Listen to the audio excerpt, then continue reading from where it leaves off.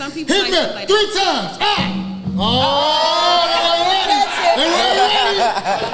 Let's move on. You gotta say bang. Bird eating rap snaps and shit over there. You got a little Romeo on the motherfucking joint. All right, good. Who we got next? They ready down. Oh, you ready? 3 times. 4 times. 1 time. Hey. Okay. 2 times. All right, we got you. 1 time. Oh. All right, we back. 3 times. Oh, stop. You gonna make it go home? 4 times. They're gonna have to turn it out now. 5 times. Oh.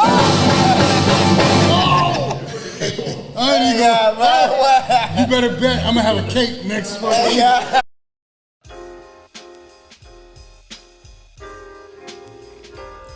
Welcome to Divine Purpose Podcast with your host Daniel and Patrice Myers. In this podcast, you will be introduced to the 3 C's. Comedy, conversations, and community. Join the discussion with fellow entrepreneurs, community activists, With our major focus on the beauty of family in our community. Episodes drop every Tuesday. Whether inspirational or ratchet, all conversations have a divine purpose. So do I say corny or do you say corny? You wrote it.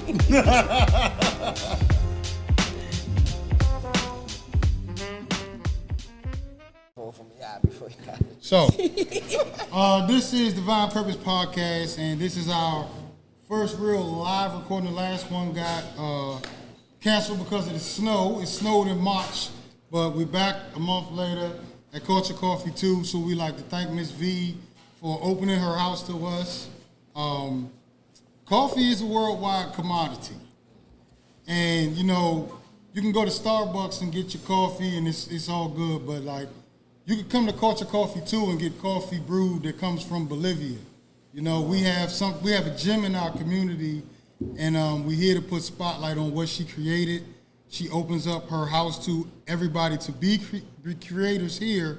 So I would like to start by giving a hand to Ms. V and Culture Coffee, too, and what's been created.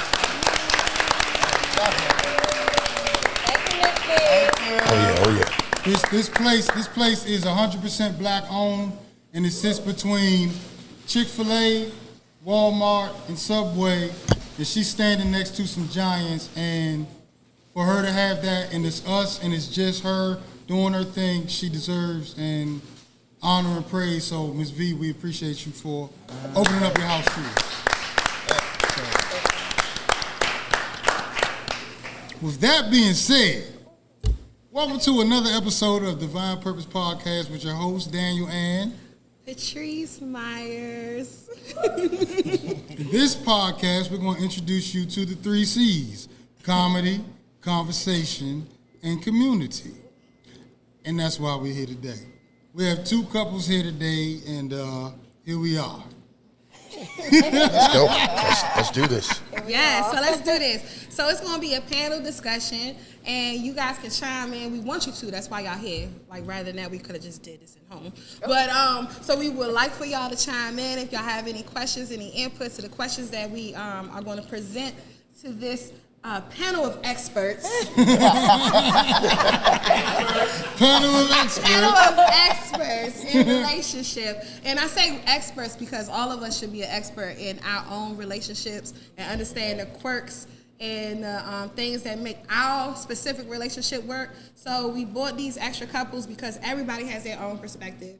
Everybody has something that makes their relationship work, and that's why we spotlight different couples, because we want the community to move away from one way being the only way. And it's not the case, and that's, I believe, part of the reason why a lot of relationships are failing, because we think there's only one way. There's multiple ways to be happy, and you just got to find your way to be happy. And it's a lot more than Jay-Z and Beyonce and Will Smith and Jada Pinkett. Yeah, these couple goals right here. This couple goals are everyday people, so we're looking at people that they're not even in our world, but what we're representing is the everyday couple, the everyday problems, the everyday struggle. Happiness, the everyday happiness. Because we are sick and tired of that motherfucking struggle story too. Yes. So, Yes. Here we are. So, if you guys could start introducing yourself, we're gonna start with Kiki and Jerome. Well, I'm Jerome. And I'm Kiki. I mean, you won't be simple. I'm April. Norman. I knew you were about to say something wild. You really did. Who is Norman? That's me. So tell us about what you. Okay, Norman. I like it. I like Norman. We're here with I prefer Norman. Norman out of all the other characters. Trip is not here tonight. That's how I look at Oh, my no, notes. he's here. I'm just not. I haven't had enough to drink yet. A lot of red cups. It's a lot of red cups. So while we sit here, help yourself to the bar. We have our drinks created by Drunk Birds from another podcast we do called Figuring It Out. I am Just Tess. So we have, what is the name of the drinks, love? We have Grand Rising and we have Nightcap. Grand Rising And and Nightcap. Nightcap. Yeah, so it depends on what you like. Some people like to rise in the morning. Some people like to close it out at night. I like them both. What about blend them? So that was actually the Do icebreaker. it. Nigga killed everybody in the room. Holy shit. Hello, can you hear us? Hello? Just trying to get the speakers good. Oh. Two. There we go. Oh, okay. Test. Is it every? Oh, I can hear myself now. Okay, cool. I'm He trying had to get loud, though. he had to blow it by eardrum to get this shit right. That wasn't the icebreaker. Is that the right one? Can y'all hear us? Yes. Test. Can you hear us better now? It's number 3, bro. Oh shit, I did that. Oh yeah, we. in the- Okay. So the Turn it icebreaker. down now. Oh, Hold please. up. Can you hear me? Yeah. Let's put it up a little bit. Good. That nigga turned into Barry White. Nigga voice got deep and shit. So the icebreaker question is: what good or bad trait did you pick up from your partner? Oh shit. Who would like to start? Oh my God. Being late. Shit. No,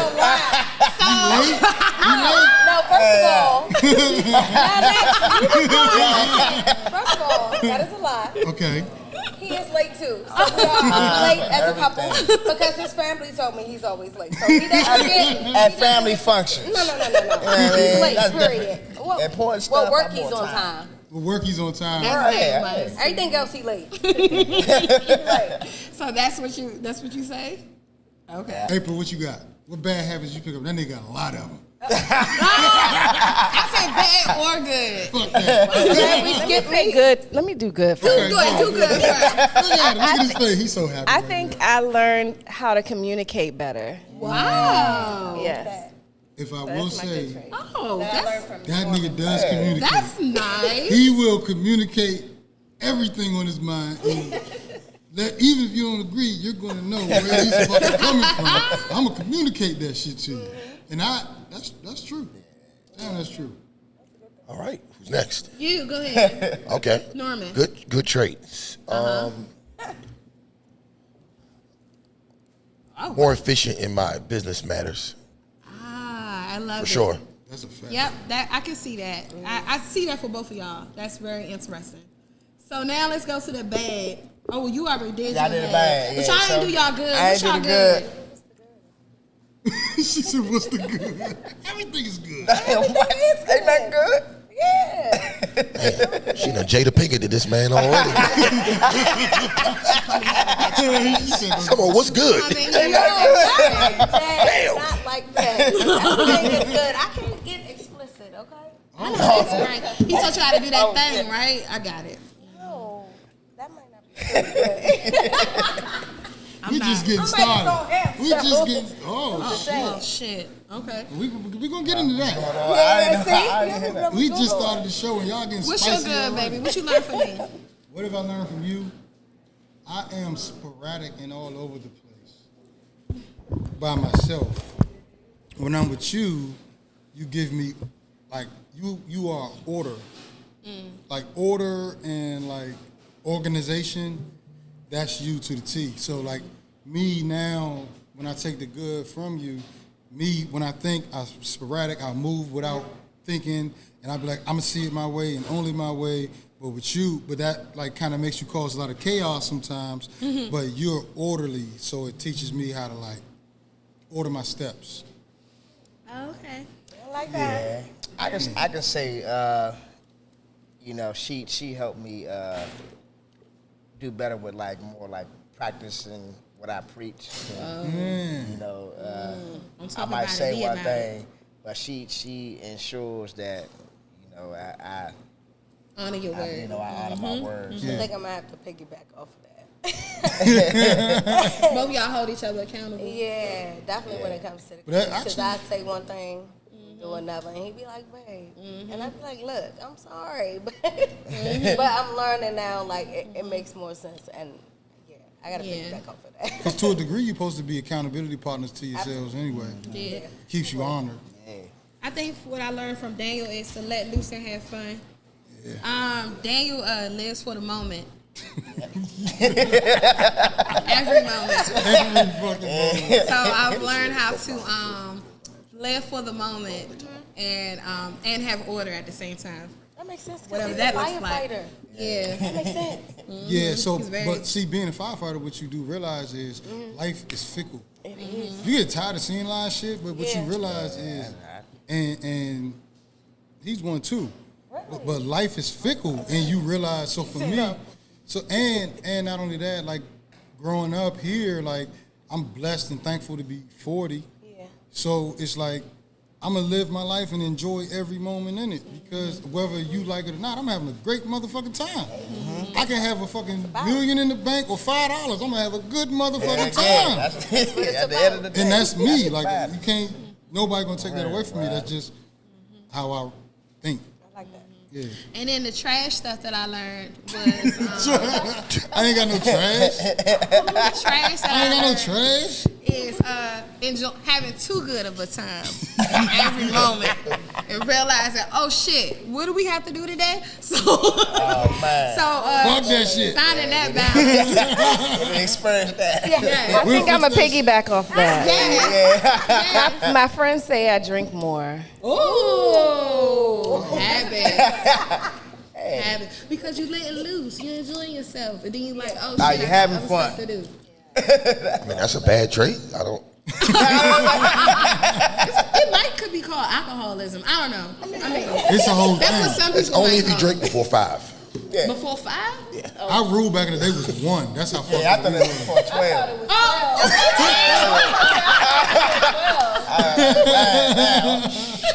Like shit, 1 o'clock. When you first wake up. But, Hey, you know, depends on if you're on vacation. yeah, just saying. Vacation's Vacation, you different. do whatever you want to do on Yeah, vacation. that's fucking 7 in the morning. We drink Don Julio at 8 a.m. All day, That's every day. right. For breakfast. Yeah, for real. But for real, the whole vacation is like About right. we're in the yes, all the day off like that. So, I mean, her bad trait is typical of most moms.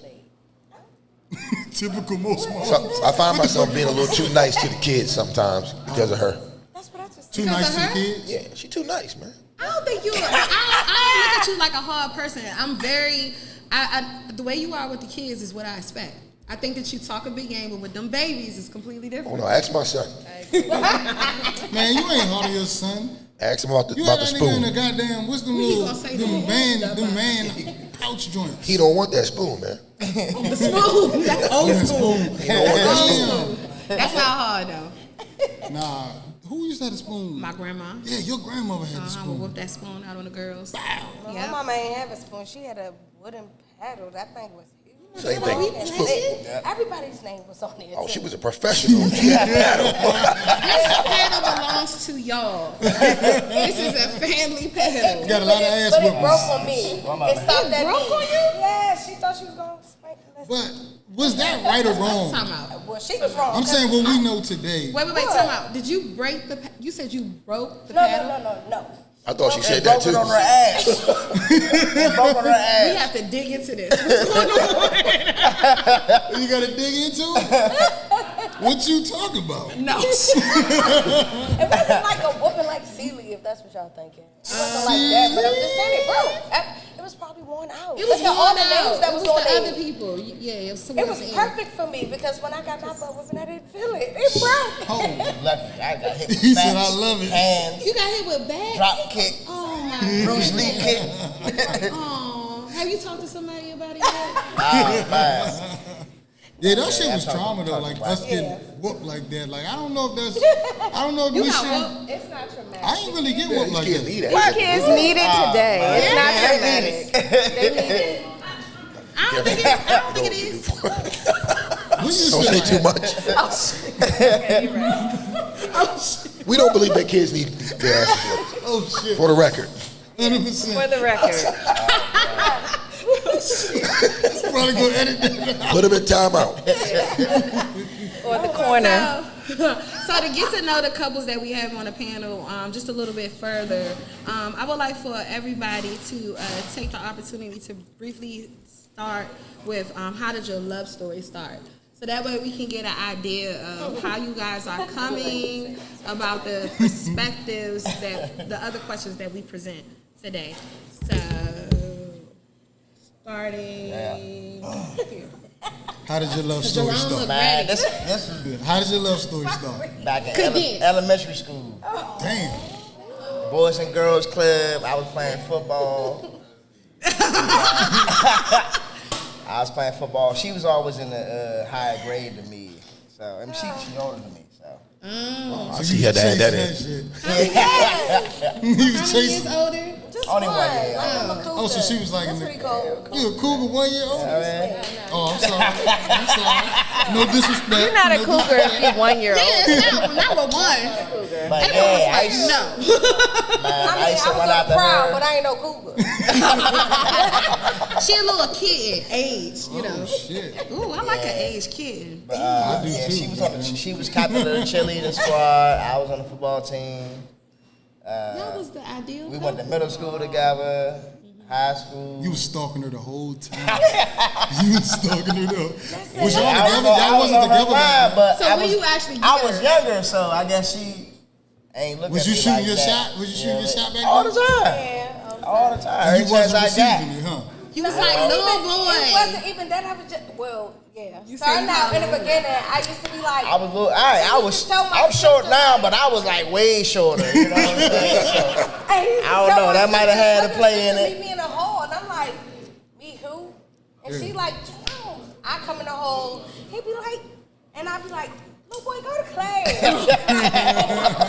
I did. Oh, he I wore you- wasn't being mean, but I was just like, So he wore you down. yeah, I mean, because nigga I was was persistent. in a high grade. I always had a lot of He was stuff walking you going on. down for 32 years. One thing. I was just like, why he keep trying to meet me in the hall? But he kept going though. He was very consistent, and then eventually, you know, over time, I graduated. He was I still in always school. get what I wasn't. Ooh. Do you? Oh. Okay. I like that. So that's how y'all. So All right. how did your love The story Brooks start? sis. You want me to be totally honest? It's a You can be podcast. what, I mean, You can guys are bullshit it, honest, you you know. So, first of all, you got to Picked up understand. There is. So, I met her back in 2013. I was married at the time, about to get separated. So we were talking, we were friends. I wasn't really checked into my situation. But what happened was, I ended up, it was a long night in Mexico. And I ended up getting my ex-wife pregnant. Oh, he But we weren't not married. Okay.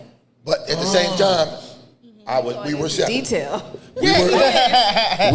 We were kind of separated at the time. So I was, of course, I was talking to her. But then when I came back and I was like, hey, I think she might be pregnant, she was basically, we stopped talking. Respectfully. Yeah, tell your side, girl. Okay. Speak your truth. I don't know how much of the truth I should tell, but. So, Most of that is very true. But so that's why I was like, this is not. This is going to stop now. I can do more than this. Yeah, and better. Yeah. So that's why it ended originally. But then we reconnected at. So, and with respect to the other party, you know, I ain't trying to throw So no I ain't shade trying to, in. like, you don't got to, like, No one's shitting whatever. on nobody. So years later, I ended up going to a baby shower through a mutual friend of ours. And I saw her at the baby shower, and I was in the same predicament, ready to go from the other situation. So we started talking there, and the rest is history. We're now married at this point, And children. I could truly, honestly say, y'all are happy too. So like, the reason why we ask every single couple that comes up here, how did your love story start? Because we all got different starts. We got 2 starts. We got one start in the beginning when we was young and fucking 18 years old and in love and had fucking twins and going through our whole struggle story. Then we got another one when, after our divorce, my second wife just fucking left out the blue. I wish you stopped telling that She loud. did just leave out the blue. That baby did not leave out the blue. did It was just leave warning out the blue. signs, love. It was You just signs. didn't want to hear him. That baby ain't leave out the blue. All right, well, what I'm Stop saying is, about that girl. okay, well, after she left, then we rekindled, and truthfully, I was like, hey, we get off child support. And I left the fire department. Where the drummer at? No. I haven't even got to it. We're going to get to that We part. need the drummer. Where the drummer? We need you over there, bro. This is Daniel wants to be the only person in control of the drummer. Okay? It's his show. He's the only one that can tell the drummer when to drum. Okay?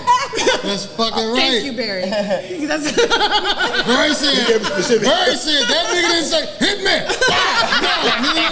He didn't do that he shit. was yet. reluctant like, man. Man, nah, I'm waiting for the hit me. I ain't even say it. I mean, the child Like, you support know joke was what I'm saying? the child support joke this man is that was right alive, over. bro. Right. Listen, this is one thing I've always wanted to do my entire Come life. on, baby, do your thing. My entire life, I wanted to have a band behind me and hit him with the motherfucking James fucking Brown hit me. They're in front of you. One motherfucking time. I don't give a fuck how it happens, nigga. You can clap your hands, stomp your feet. When I say hit me, I would love for the band to go, bow. Pause. You ready? And if I say Come on. 2 times, bam, bam, nigga.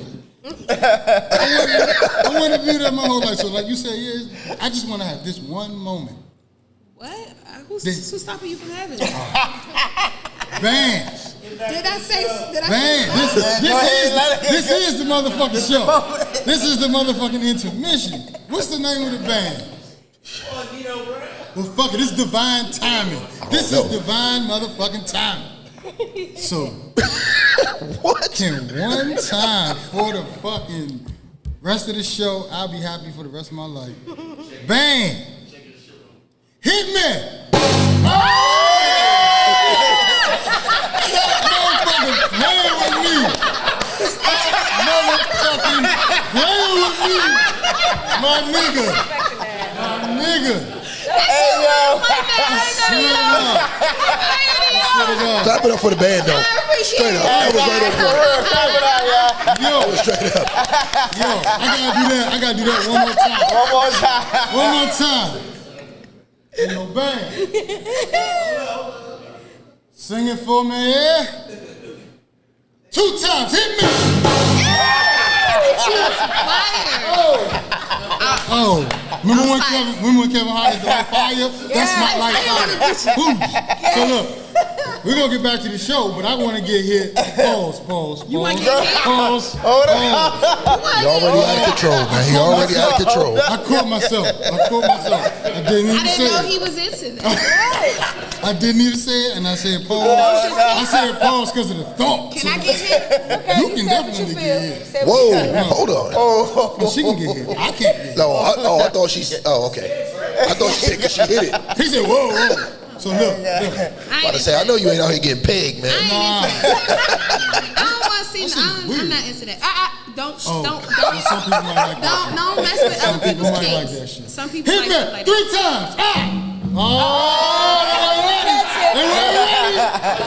Let's move on. You gotta say bang. Bird eating rap snaps and shit over there. You got a little Romeo on the motherfucking joint. All right, who we got next? They're ready down. Oh, you ready? 3 times. 4 times. 1 time. Okay. 2 times. All right, we got you. 1 time. Oh. All right, we back. 3 times. Oh, stop. 4 times. They have to turn it out now. 5 times.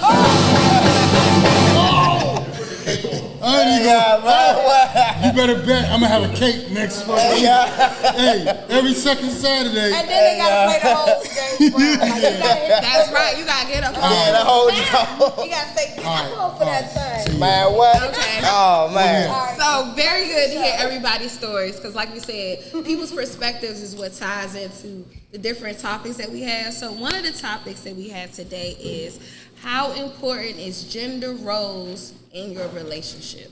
Very important. I think that's the most important. What you mean? I mean, I think part of the problem that we have out here today with the upcoming generations is they don't know who's who. Even partly in our generation. I mean, that's why you have so many people out of place wondering what the hell is going on because they weren't brought up with proper gender roles. Right. Oh, you know what? Before we start that, let me ask this. What is your definition of the role of a man and the role of a woman? Because without knowing what y'all roles are, I can't understand your perspective. I think the primary role of a man is to be a leader and a protector. And I think the primary role of a woman is to support the leadership, but also provide femininity and nurturing, especially if you have children. Okay. Okay. What do you guys believe the roles are? The roles should be in a relationship, or do y'all believe in roles in men and women to have their own separate roles? Well, we grew up off of men having their roles, like taking out the trash, fixing the car, things like that, and then women providing for the home, taking care of the kids and things like that. But in our household, and now today, we do everything equally, 50-50. I mean, he worked. No, we do. We do. Let it out, brother. Let it out. Okay, Let it out. Jerome got a different perspective. I'm not gonna. There's certain things I'm just not gonna allow her to do. Like, take out the trash, Now, that I will say, 'cause or I'm drive, or like, something like that. You know, I drive everywhere. Good question. Oh yeah, I do. I mean, no, but You killing don't even lie. He said he don't allow her to drive. Daddy, come I be get tired. She always called me. I kill the spiders, man. You be sleeping. You say you don't let her drive? He don't allow her to drive. Yeah, I always drive. I tell him all the time or that he take out the drives, trash. but he won't. He don't. I mean, do you want me to drive us into a ditch after we've been out drinking all night? Hey, listen. If we drink it, I'm That's driving. different. What you want me to do? She hates my But driving. I don't get all messed up like that. in I don't public, though. either, but I can't see. She hates my driving, so we switch off equally. She hates my Let me driving. do that. And We got this little fucking sensor on our goddamn She don't car. be It's knowing where to when go. you get too close to a car. Like, why We would do a you lot of even road know trips. We that take a that's lot of road sensor? trips. I didn't even know that was a thing until we was driving, and I'm in the car He like kept this. setting it off. And in the car, it's like, beep, beep, beep. Like, I'm like, the car is telling you you're doing the wrong thing. Why do I hear this every time we're You in want to listen to the car? white man's car? Man, what the white man? That nigga told you slow down. He told me slow down. Man, come on. Annoying. Hey, yo. Okay, so take a I drink to think that we one. get. So that's interesting. So you said leadership. You said the typical things as far as the work in the house, and then you guys said leadership. How do you feel about it, April? I agree. Okay, so leadership and what was the other part that you said for me? Nurturing, well, Well, for a man, Yeah, what was that again? leadership and protection. Protection, that was the word. And then there was nurturing for women, right? Right. And the house, the stability of the home. So everybody here agrees with that statement. But see, it varies because, like, I mean, we're both very busy people, right? Yeah. So a lot of times if I'm at work or I'm dealing with the business, I'm going to be in the house more so than her during the day because of, the job that we work. So I don't expect her to come home after she done picked up all the kids, did that, come home and cook a damn 3-course meal. Right. You make it work. So by the time she comes home with the kids, I've cooked everything and all that. Okay. Okay. That's good. That's what we do. And I really appreciate that. Dave does that too, and I appreciate it too. I throw down. It's two same in things. our Yeah. household. So then that still is a little different take, right? Because there's some people that take it to the extreme.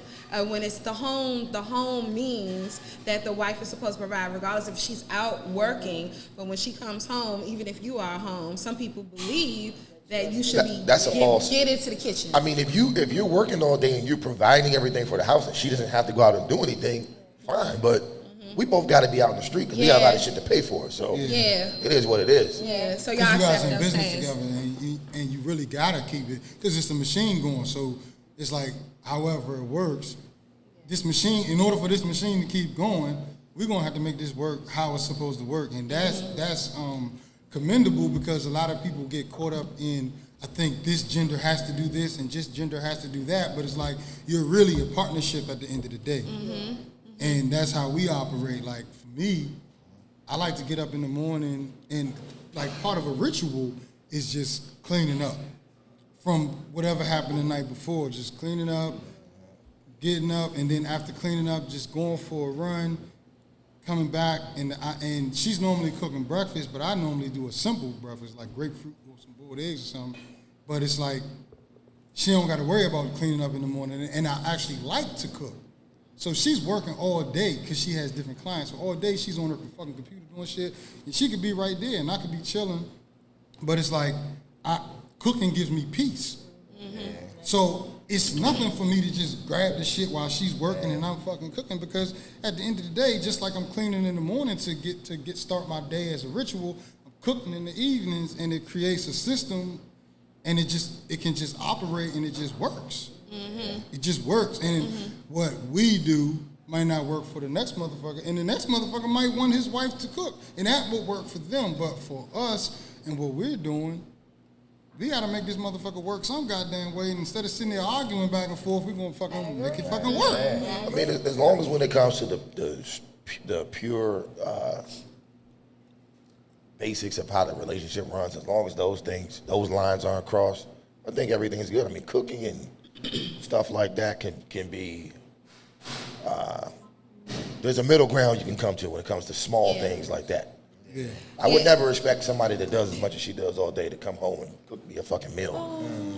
That nigga But here's the nice. Well. This is definitely not Trip Simpson. He jokes about it. He jokes about it a lot. Oh, we do. Yeah, he joked too. But honestly, I wish I could come home and cook. Yeah. I want to do that. Same.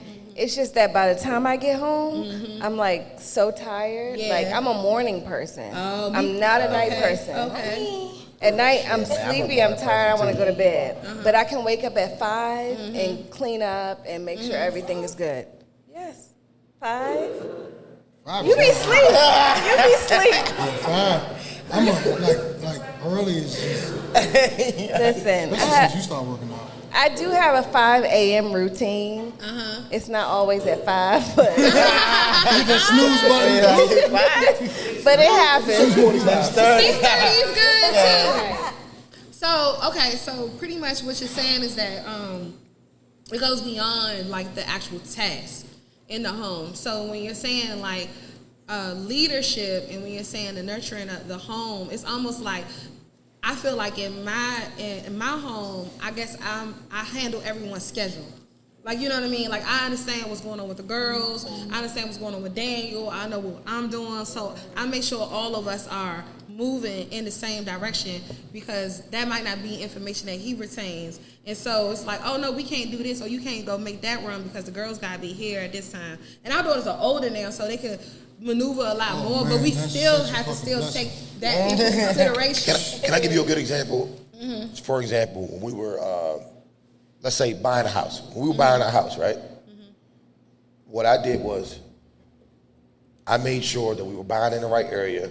I made sure we were buying a good, sturdy house. I made sure that, shout out to Sturdy brand. Sturdy house. Shout out to Sturdy.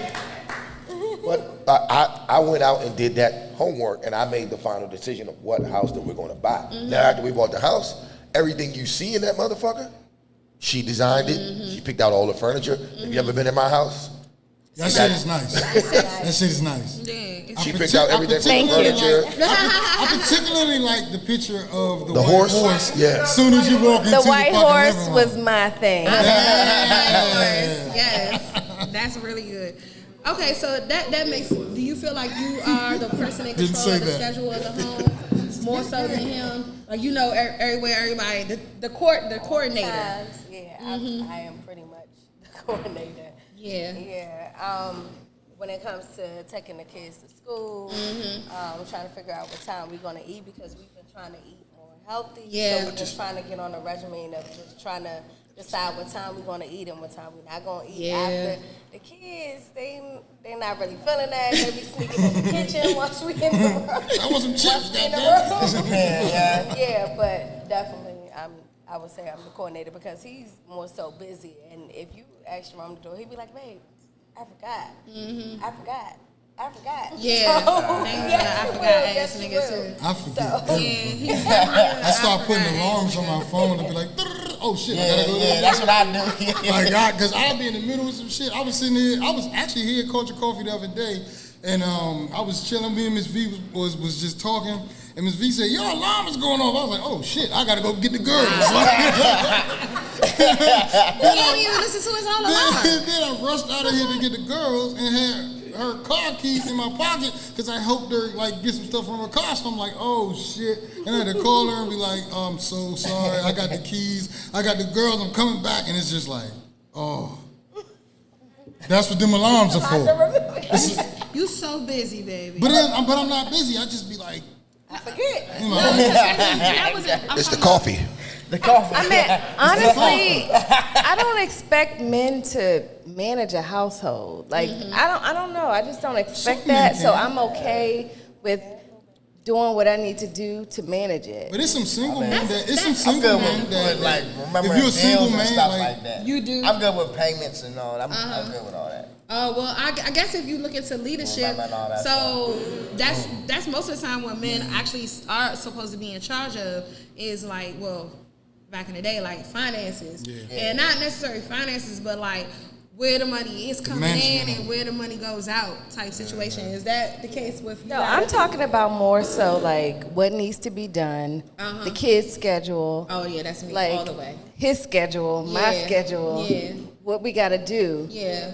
Whose birthday we gotta go to, whose birthday gift we gotta get, that type of stuff. Yes, You know? What events? I don't. If anybody's in here is personal friends with us, I don't buy none of y'all niggas nothing. How much does it cost? That's my only question. She's like, I want to get buzzed for such and such. What? How much does it cost? That's all I want to know. So that goes back into the spending of like what makes sense spending wise. Do you feel like you have the final say in your relationship as far as the finances go? That level of leadership, and do you guys feel like I would say I do. I would say I do, but at the same time, like she strongly suggests certain things. You don't want me to an extent. You don't want me to be in control of that shit. Like, I know how to earn. I know how to make it, but spending it, nigga. If I'm out and I want to do something, I'll be like, hey, babe. I'm about to do it. He's good with managing. But I manage well, but he manages. So I learned how to so he manages. Honestly, I think we both manage money pretty well. That's good. Like we're not, well, I'm a little better, but I will say. I can say a good trait with her is I'm learning how to work within a budget. Cause I just be like, fuck it. So now that I got the budget thing down, I'm like, oh shit, I can do this. But see, Okay, cool, I got this. I grew up seeing my father has absolutely no budget. Yeah, I ain't never. And my mom is the budget. I never was Her raised father- like Your that. mother does economic. Her father's nickname is No Budget Billy. Yeah. No budget Billy. Yeah, that's why So. I fuck But with you know your what? Now father. they call me No Budget Norman. Yeah, I fuck with your father. Like every This time I is talk to no him, budget I'm like, dad. Because literally, I be like every day. No, but that's what makes a relationship balanced. Oh yeah, that's his living in the moment, and that's what it is. So he like, oh, we can blow it because we having a good time. But Right. then I don't mind if we gonna blow it because we having a good time. What I don't like is waking up the next day and now you sad. Don't be sad, nigga. Don't be sad, nigga. Like nah. Hey, Trees. Why you let me do that Hey, Trees, you shit? know what you tell them? Don't be sad, nigga. Put your name in telestaff. Sign up for overtime. Yo, nice. I be like, Go get it back. why did I do that shit last night? Yeah, and so I think that's what throws me off because you can't have it both ways in my mind. You can't live for the moment and then turn around the next day and regret the moment. Because now I'm like, fuck the moment. Because I don't have time for this fucking woe is me shit the next morning. Like, nigga, you knew what the fuck you was doing. You was like this. So now don't look up and be like, oh shit, or look at me like, why you ain't, nigga, if I would have said something, you would have acted a whole ass. Like, come on now, like, Tell them, for Trees. real? Now's the moment to work overtime. So look, But remember, a salary is Oh, a slavery. salary ain't shit, right? Remember, Yeah. Salary is a drug. slavery. You know, a drug. Yeah. I don't agree. I tell you what. I tell you what. Salary's a drug. Oh, we going there? We Y'all going two there? niggas always agreeing with each other. I try not to because I really don't like Trip. I like Norman, but I don't really like Trip like that. So I be trying to figure out who I'm talking to. So what It's I'll always the say same is- person. I'll say we can go on that salary versus just entrepreneurship, right? That's a good conversation. That's the whole, whoa. That's not I have the, hold on. on that. I'm not going to let this nigga do this bullshit. Everyone has a right to speak their own piece. Right.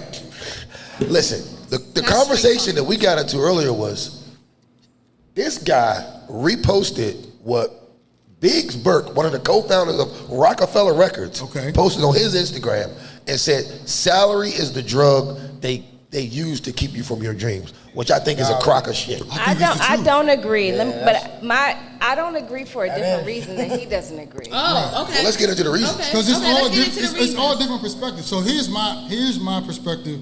First of all, I did not even realize that came from Biggs Burke. I still don't know who the hell the This guy the is. third nigga from Rockefeller. Jay-Z. I don't care. He was the money guy. Dame Dash and Jay-Z, that's all that. And Biggs was in the back pulling strings and doing what he do and funding it, and that's what that is. But I didn't know it came from him.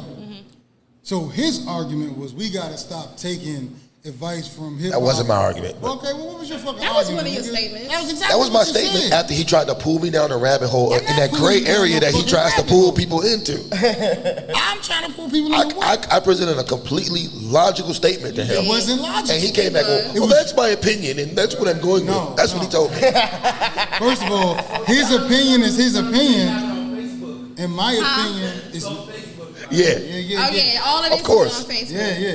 His opinion is his opinion, and my opinion is my opinion. That's so true. you can skin. It's what I was saying is it's more than one way to skin a cat. There's people in this room right now that have created businesses that actually pay them enough money to live the lives they want to live. It's not about being this crazy multimillionaire.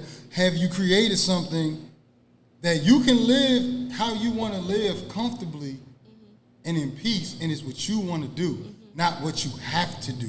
I have to go and get up and go to the fire department every day because I had fucking twins at 19, so that's a job I had to fucking take. I never had the choice. So now that my twins are that age where I had them, they got their own job and they're in school, got their own money. It's almost like I'm a kid again because I'm still young. I still am able to make that creative, I have that creative feeling. But I wouldn't jump stupidly because I'm in position now to move methodically. Great, and that's great, but you didn't explain that in your post. You Because just how you said, gonna type all that shit? but you made a, Yeah, hold on. You made a blanket statement. I said pause. It is. You made a blanket statement and they said a salary is a drug they dangle over your head to get you from completing I your agree dreams. with that. Which I think is respectfully, I think that's completely What asinine. would you do if money didn't matter? Hold on. Please, you're not going to drag me into a gray area. It is the same thing. No, it's not. It's exactly the Those same are not thing. the same conversations. And you can't combine them like What that. would you do if But money those didn't are not matter? the If you same- didn't have to have a we're salary, not- what but would you do? But we're not there with that. Right, we're going to talking address about salary We being can a bring drug that that's up. dangled over your head Completely to keep you from following your dreams. It's completely I want to address that. Okay. Will you allow me to do Let's that? Let's unpack this. Okay. So Your man wild out That's here. not. That's reaching. Your man That's wild reaching. out here. He wild. He wild. I said let's unpack this. That's not no homo. unpacking is home. Oh, I mean, but pause. don't know. That's not pause. So let's go down the line because Norman can do a whole monologue. I can. And let's make sure everybody can speak about whether or not they agree that the statement of salary or disagree. Salary being a drug that prevents you from what? You could put yourself on your own salary. No. That's not what. State what your was the statement. love? What's your statement, man? What was the statement? Salary is the drug that keeps you from living your dreams. Okay. Do I y'all agree want to with say that it? statement. Because if money didn't matter, what would you do? Most of us, if money didn't matter, most of us wouldn't even work for the jobs that we work for. But your statement is presented as if money doesn't matter. So the statement is I'm saying you can make your way.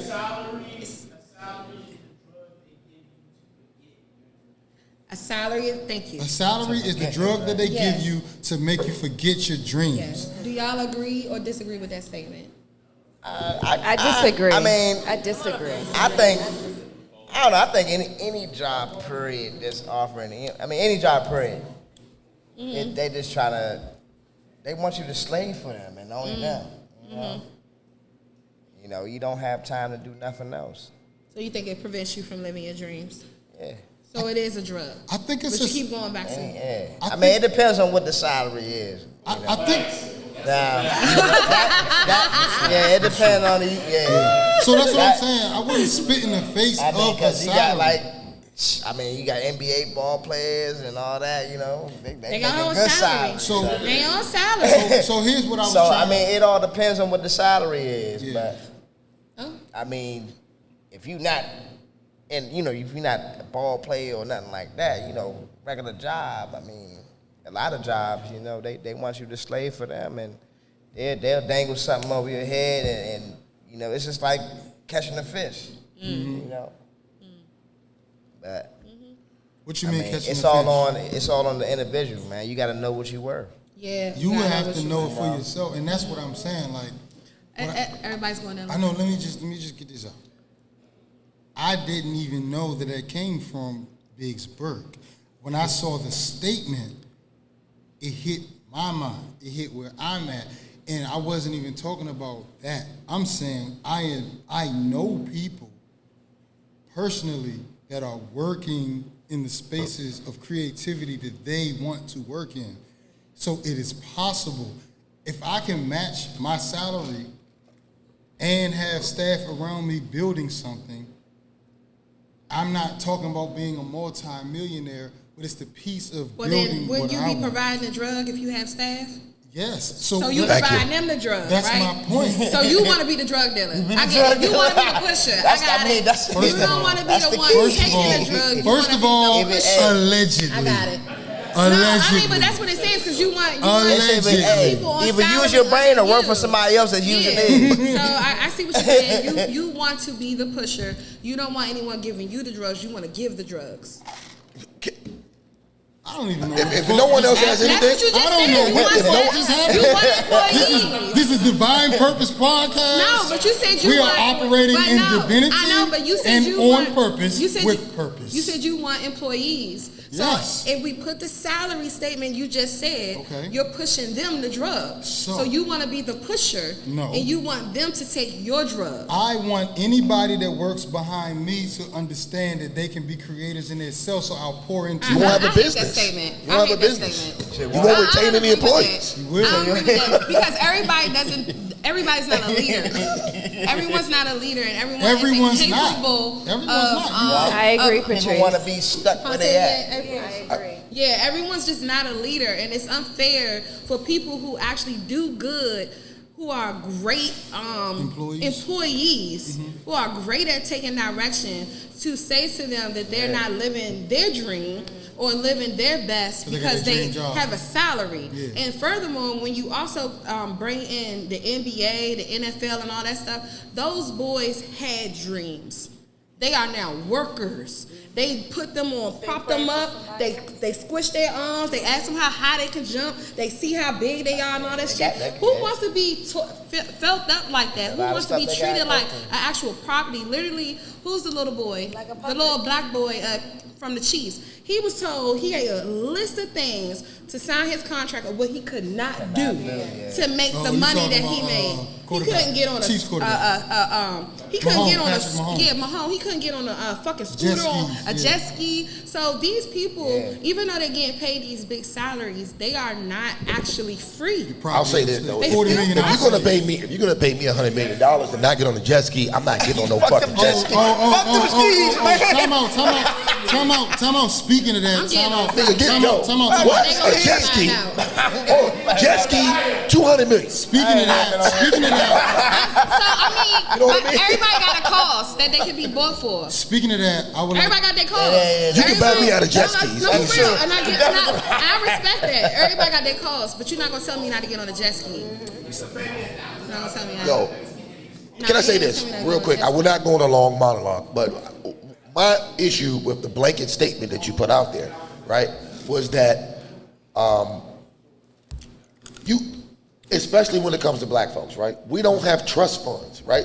We're just not out here just like, okay, let me just follow my fucking dreams. No, unfortunately, we don't have the luxury of just waking up and following dreams. We have to work, we have to get money, and we have to find creative ways to get ourselves in business. It doesn't just work like that, bro. But I'm not talking to them, I'm talking to myself. So I'm not one of those people. You can't say you're talking to yourself and then put it out on Facebook with a public profile. That's true, I am preaching to myself. On Facebook? No, that's true though. When I speak out, I'm normally speaking to me. I don't give if you catch the message or not, it might hit you. I don't have time if it misses you. I'm planting the seeds, but them seeds are planted to myself, and I'm walking my walk. You typed it on a keyboard and pressed send to the world. All right. So, anybody else, April, what's your perspective? I don't know. The 6 people that follow me. The 6 people that follow me is not Hollywood. I disagree because, for one, I don't feel like following your dreams doesn't mean you don't have a salary necessarily. I don't necessarily agree with that. And also to piggyback off of what Patrice said, I don't think that everyone is meant to be a business owner or the drug dealer, for example. I say business owner sounds much better than Thank you. And it's okay. There's nothing wrong with that. But I just think that we all should live in our purpose, and when we give our 100% to whatever it is we do, our jobs, our salaries, our whatever we do, if we do a job on the side, whatever it is, I think that we will be fulfilled. In general, I don't think that it necessarily means if you have a salary or if you own a business or whatever it is. The world is going around because we have people who work for people, we have people who lead, we have people who own, we have all of these different people, and it doesn't make any one of those people less than the other person. You know what I mean? Can I have a round of applause for that? I'll piggyback off that. The richest person I ever met in my life, besides that weird billionaire dude in Greece that was giving out mollies to people. We had a billionaire in Greece giving out mollies. We didn't take it.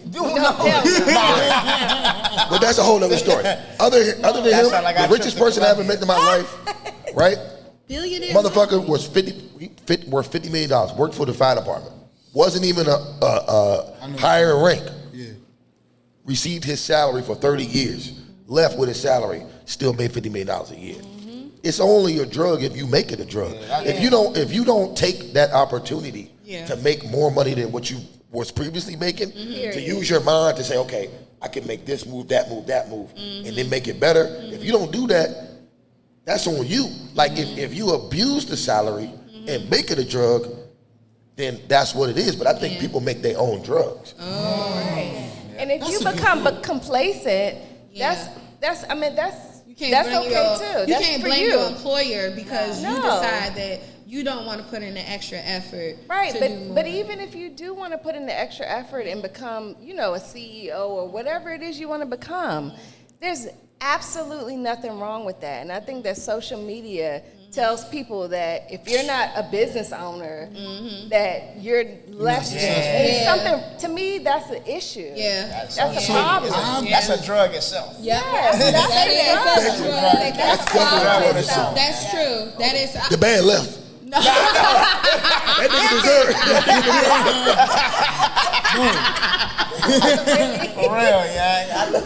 Sometimes I don't even want to get on there because it just. Yeah, no, it's the truth though. It is. much. You know, A lot of it is. negativity. Yeah. Well, on social media. Yeah. I I get on there, but like I be giving myself little breaks. Yeah. I think I'm I don't overly like positive. social media. I'm overly positive on it. Social media is a problem for our kids. Yeah. And we need to take control. We choose to block social media out. We may take our little. It's might post a when little we on the bit, way, but after that, we don't cut it post off. until You we don't want nobody to see all the come shit home y'all from our motherfuckers vacation. doing anyway. We got close friends. Yeah, you got some- Come on, we want that close friends. We about to start our own fans. You know what I mean? Then you meet the seat, but if you not. But no, I think it's true though. I think Sound like a Patreon. I think as far as your salary goes though, I feel like that's your first investment into whatever else that you want to do and create. So instead of going out and looking for investors, you are the investor. That's and true. if you're managing your money properly, and if you're doing what you need to do, then you wouldn't have to ask for anything else from anybody else because you're pouring into your own business and doing what you need to do, or flipping that money and putting it in stocks or whatever kind of other investments, and you're making your money double for yourself. So I feel like we kind of shit on opportunities like that our grandparents and our great grandparents like work hard to get. And then we say, like, we kind of slap them in the face and say like, oh, I don't need this shit, but they fought for us to be able to sit in the fire department and not be on an all black shift, but in a shift that was with different races. I'll take the all black shift all day. Personally, I really prefer the all black shifts. It's so much more. I know, black. cause y'all like nigga shit. I'm a nigga. But you the one. we're free to be ourselves. And then what You can happens? learn something from everybody. Huh? You can learn something from That's everybody. What I'm saying. So why would you want to? It's interesting. The way the world works, learning from everybody. Exactly. Well, see, when White, I first, Asian, whatever. The reason I have been around, I have a very eclectic, like, people. I went to Gonzaga, grew up on 13th Street uptown. Went to Virginia State because after Gonzaga, I wanted to go experience HBCU because I was in an all-boy white Catholic school. After that, I got into the fire department. So these are not the same white people that are in Gonzaga. This is a totally different type of white person. So it's like, but what I've realized is, and it's not even white people, I'm talking about Asians, I've been around everybody. I've been, since I was young, and even young, I was supposed to play for number 6 up here where they practiced at Randolph, but my father was like, shit, go up there to motherfucking number 8 with them white boys, you be the fucking star. Absolutely. Which I was, and that white coach got me into Gonzaga. So all these, but I've been around people outside of my own community, but I'm in the fucking community, but I've just seen different stages. So I got to see another way where a lot of people that come from our spaces didn't get to see growing up. Right. So I'm comfortable in a lot of different spaces where some people might be comfortable in. I just know with the fire department, it's not that I'm spitting in the face of the salary. Yo, you see shit that, and you got to deal with shit, and everybody handles shit differently. I would rather not see certain shit that I got to see all the fucking time. I'll keep it It still doesn't have to do with the salary per se. Well, that's what I'm saying. But I like where you're going with this. I like where you're going. Yeah, with me personally. I'll keep it a buck with you though. I actually prefer, if I have to deal with, we don't have to make this a racial show, But if I had the choice between dealing with these overly liberal white folks walking their dogs around here and the white folks at the fire department, I'll take the white folks at the fire department all day, They niggas. every They day. up. They They niggas. straight up. They like I'll take us, them. for real. Yeah, they I really, appreciate they that. really like. That's why I said I know the difference between them and the kids in number 8 up in Georgetown and the kids that went to Gonzaga that are sons of politicians. Them motherfuckers come from where we come from, but just in a rural place. So some of them gritty. You like fuck you, da da da da. And they say fuck you back. It's not the same. Like, so yeah, I get what he's saying with that. Like that's actually true. Yeah. I mean, I'd rather deal with a redneck all day than Because you know That's straight true. up. That's So as for me though, I feel like that statement. I don't know. I think it's a statement that The salary you can statement? pull- Yeah, you can pull from a lot of different places and understand where it's coming from because I feel like you could not like the drug but want to supply the drug. Like it's Why like, do you keep talking about drugs? Because you call salary a drug. Oh, okay. what's And funny then you is said you wanted to be. I was just like, the what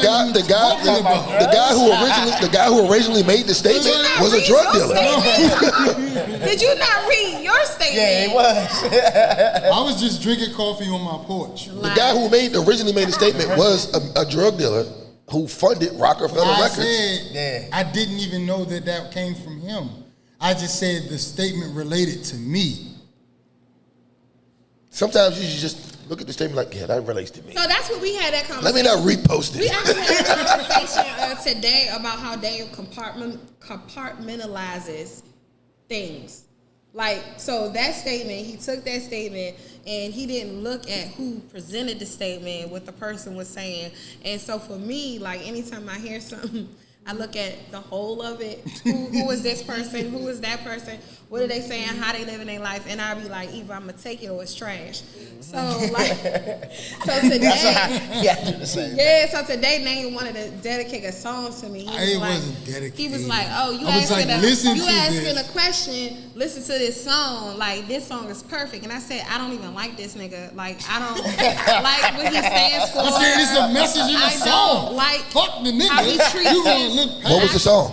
It was some Kevin Gates shit, but I don't fuck with Kevin Gates. So I don't like Nigga, him you as 40 a, years as old. a man. I don't like what he represents. Kevin as Gates a got a man. song called so Fly him Again. as a man Fly can't tell Again. me nothing because I don't want you as a man. Like I don't. So I She see don't you. like Kevin Gates. I I can't see you even- living, I and don't like you Kevin keep going back and forth, and you're a double-minded fool. That's not what I want in my life. I want a man who says it and does it, not a man that just says it. So I was like, I'm I like- can't accept that song. Yeah, she's He was like, looking but at him listen to like- the message. I said, I can't. She telling me 'Cause I about gotta him see the being a whole double-minded person. fool. I'm like, that's the message. This is the good mind. Listen to what the good side says. Good side What the hell is it? Listen to what the good side What the said. good side I will says. say this. I can accept the message, no matter who the messenger is. If it's a good message, That's I can what I accept was it. trying to say to her. I'm not that person. It's a lot of, they thought Jesus, quote unquote. Please do not open up that door. I'm not going there. Right here. What's wrong? I'm talking about the story. What? The story. My Lord. The And definitely, story. that's all it is, a story. What? Because it's personification. It's personification of a whole lot of different things. So that's a whole nother fucking. You're talking to like-minded people. I use the story to create a point, based off what I was raised from, based off, and I use those references a lot because most of our people That's your foundation. Most of our people can relate to that message. So though I know what it is, I'm referencing something that people can relate to without saying, you know what I mean? Yeah. What did you Most people. What? So what I was about to say. You like this? What are you saying? Hold on, what the fuck we talking about? My man did like this, but what? For What are you saying? those who have ears, let them hear. Oh, that's it? That's how you gonna close that out? Yeah, because I can't remember. I forgot. I'm gonna run back the tape and I can figure it out. But I lost my thought. You know what I'm saying? Like I've been sipping coffee.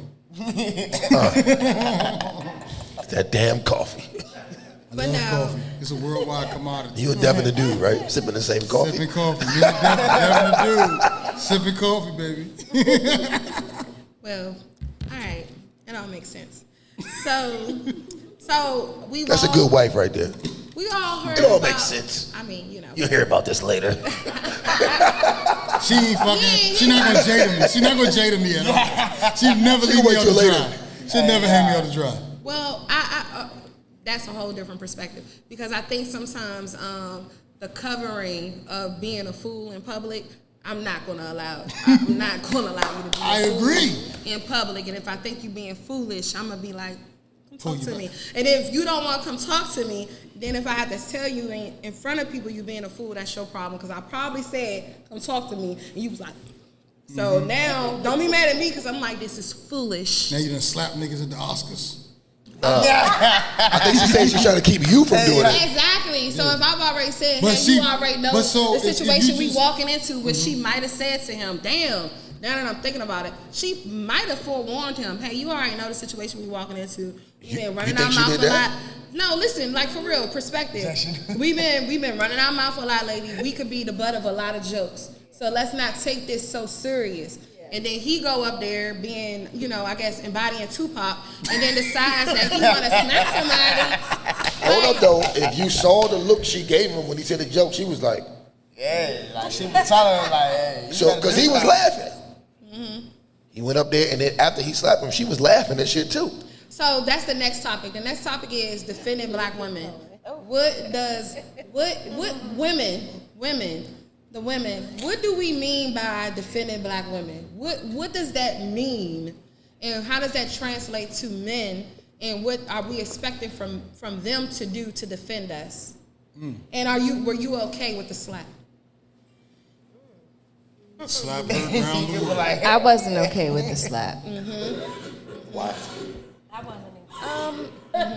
Because there's a time and place for everything. Right. I don't think he should we do don't that. necessarily. Yeah. I mean, Yeah. I just don't understand why we have to like resort to violence to prove that we're defending black women. It's not necessary. You know, there's other things we can do. For example, just being a loving husband, being a father. Yeah. You know, just That's being the a revolution stand-up right there. as black man. Yeah. A stand-up black man. That's what you know. I look at as being a defending father and a defending husband. Upright man and brother. But that was then. Yeah. So how are they looking at it now? Yeah. Because back then, that's the way we looked at it. So everybody has a different view and a different perspective on it now. So what is our expectations now as opposed to what it was back then? So what's your expectations now, Kiki, for That's a somebody good to question. defend you? Yeah, What does it look like how for does it look you like to be defended? To be defended. For me, it's just like, I'm not even saying just the general man, because a woman can even walk up and disrespect you and, you know, you not know how to proceed or you know how to proceed. So I'm not looking for him to step in front of me when a woman, you know, comes to me and confronts me about a certain thing. I want him to be there by my side, but I don't want him to feel like he has to be obligated to take my place, because as a woman, depending on the situation, I'm going to stand for myself. I just want to know that I have you beside me. As support. Yes, as support. So, you know, that's what it looks That makes like. sense. I need you to be my support. Support. Don't speak You ain't got for to just me. knock a nigga out. Yeah, don't speak for me. Right. Let me do it. But if I can't handle it, then I need you to step in. I would say, as a woman, I'm going to always try to diffuse the situation. I'm never going to try to, like, you know, go toe-to-toe with somebody if they have an issue. I'm going to always try to diffuse it. So if he's there, like she said, if he's there, you know, if it escalates then and we need to take action, then that's necessary. I understand. But, like, I'm never going to just be like, yeah, go fuck this nigga up. Like, that's weird to me. That's weird. You ain't even have to do This that. nigga up, I think. I'll say this: if you notice, the only women that were out here saying what he did was right, let's just keep it a buck. A bunch of single women, probably over the age of 35, with no man. Anything. Dang. Ready? I mean, like, oh, black men don't offend us. No, you just don't have a man. So So the reason why That's why you think men don't defend you because you don't have one. No, because that's the But reason. them women are not covered though. Everybody know black men defend their women. That's not Right, even. but see- what black man you know, even if he can't fight, will get his ass whooped on some bullshit trying to defend a black woman. So, But it's a lot of black women that have thought they had that covering and they be fucking. Man, get the fuck out No, of here. seriously. That shit don't even exist. It's a lot of. I got sisters, my nigga. I got sisters and I got daughters. I have sisters, and they've been with niggas that say the fucking word, my nigga. But that's a dumb nigga.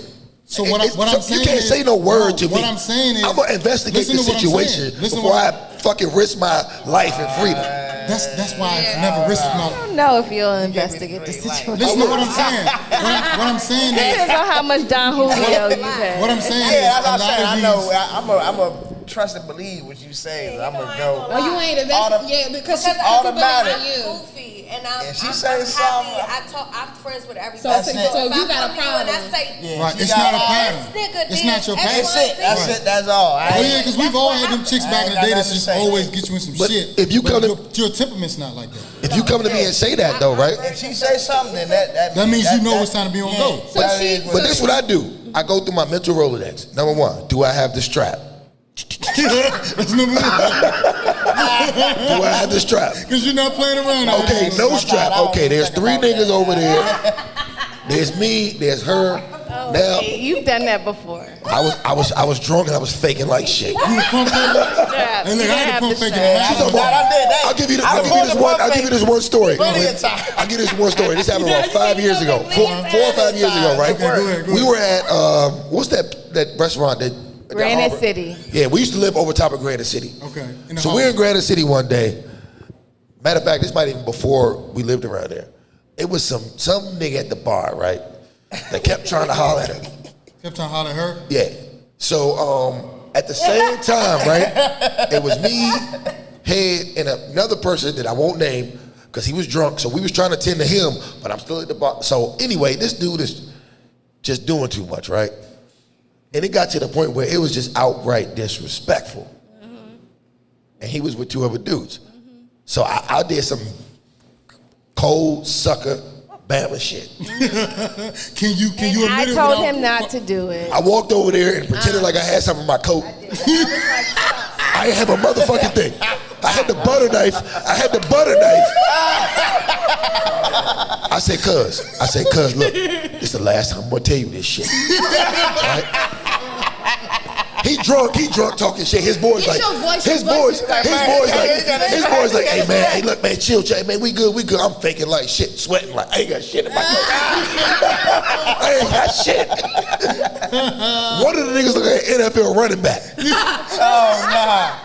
Oh, you about to get short. But you know what? But you had your people with you though, and they didn't know that though. They were outside dealing with our friend who was drunk, who couldn't get up off the ground. But I don't think that's. shit, But man. that's not what I meant by defending. So of course, all men resort to like violence. When you talk At a about last resort. defending black women, but that's not actually what I was talking. So okay, so when I say defend black women, I think it's so many other steps before that. Like April touched on as far as being a good father, being a good husband. It's also like if you're in a boardroom or you're in the fire department and you hear niggas making little snarky ass jokes in front of a woman in the fire department, and you have to be the one to say, hey, like, enough. Don't do that to her. I don't care if she ratchet or not. Just be like, hey, don't do this to this girl, because if it was your daughter in that place, what would you expect? Yeah. So the defense comes into place when your immediate loved ones that are women are not there. How do you defend the other women? Yeah. And it's not always about the fight. It's about saying, or if you're in another boardroom and somebody's up for a position, for a promotion, and you like, no, the woman is actually more qualified. Be the one to stand up for the woman and be like, no, she's more deserving of the job. That's the defense that I think as women that we're more so looking for. I'm not looking for you to go toe to toe with nobody out here, because at the end of the day, no one's worth it. Like, no one is worth you losing anything, us losing anything, just because somebody said something smart to me. Fuck that dumbass nigga. Like, I don't give a fuck about this nigga. Like, so that doesn't matter to me now. If a nigga fuck with my daughters, we gotta figure out who's gonna take the charge. Because at the end of the day, that's what happened. I'll take the charge.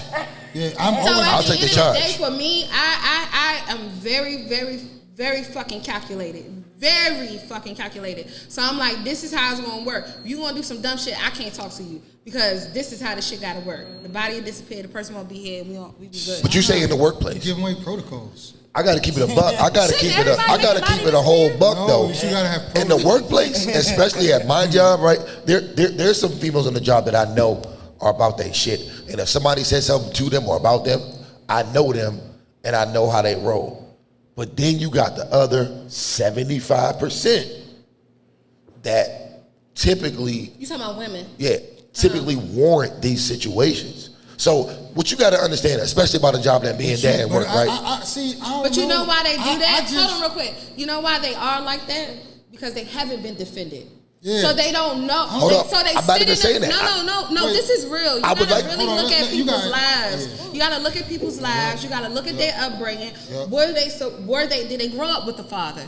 If they didn't grow up with the father, they don't know what it feels like. That's not the job's problem. Hold on, let me say this. But it's not the job's problem. But that's why that person then walks into a situation so aggressive, so ready to go because you been walking your whole life not being defended. So here's my thing. So I know how it feels to be in the presence of a man who defends me. So I don't have to always lead with so much aggression because I'm like, it's no nigga in here that got nothing to say to this motherfucker talking to me like this. I will say this. There's, like I said, there's females on the job that I know just like that. We have a friend on the job. Solid.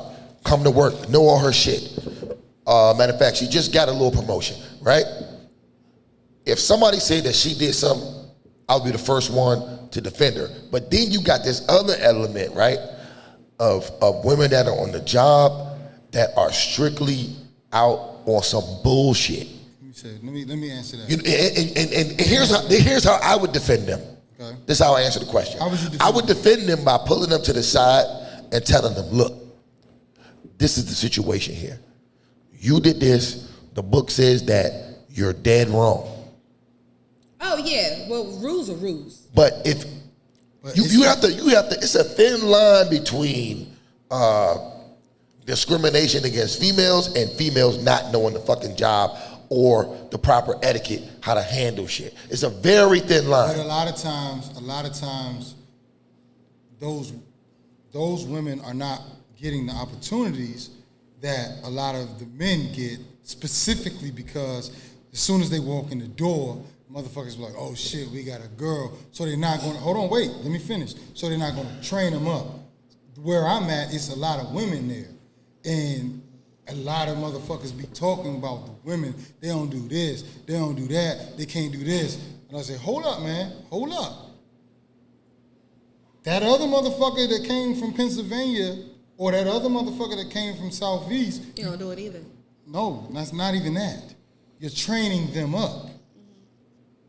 You're not instilling certain values that we all had to go through. Yeah, but we all had to go. We had to all get semi-hazed to get to that point. But if you haze them, then you automatically in trouble. Just like your woman, you create your own fucking monster. She's going to reflect you. So if you ain't fucking pouring into her, then she's going to become that shit. She's going to become what you're calling her because she walked in the door and that's what you called her. I mean, she's a piece of shit. Oh, we got a fucking chick. But what I know about women, because I got sisters, and I love women. You my fucking baby. What I'm saying is,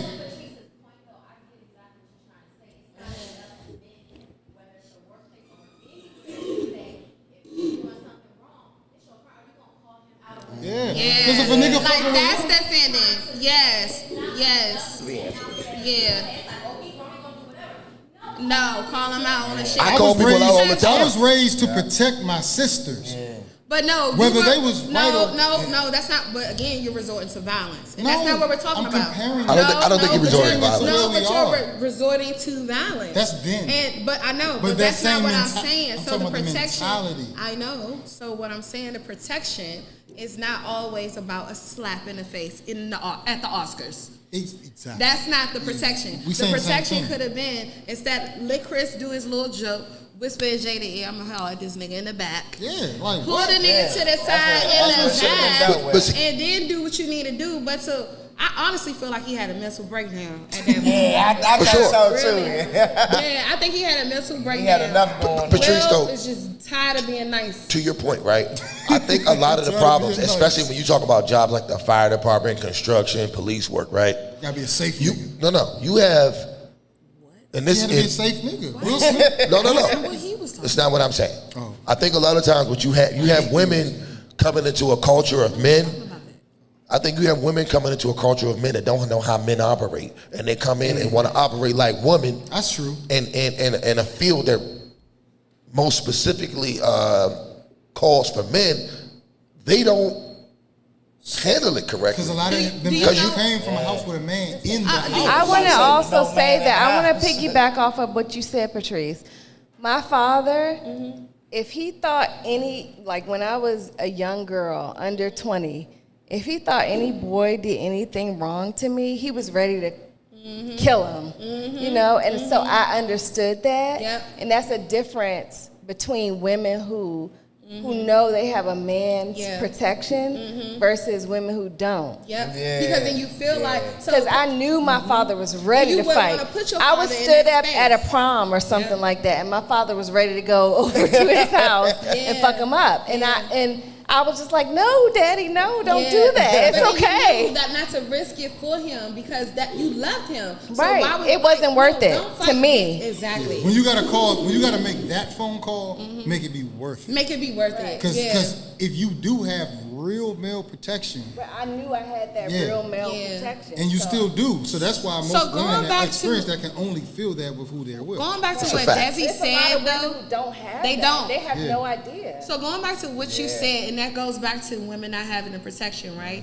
You know, I don't think there's no woman that said, hey, I want to be a firefighter. Like, that's not what we wanted to do. You know why women are now being firefighters?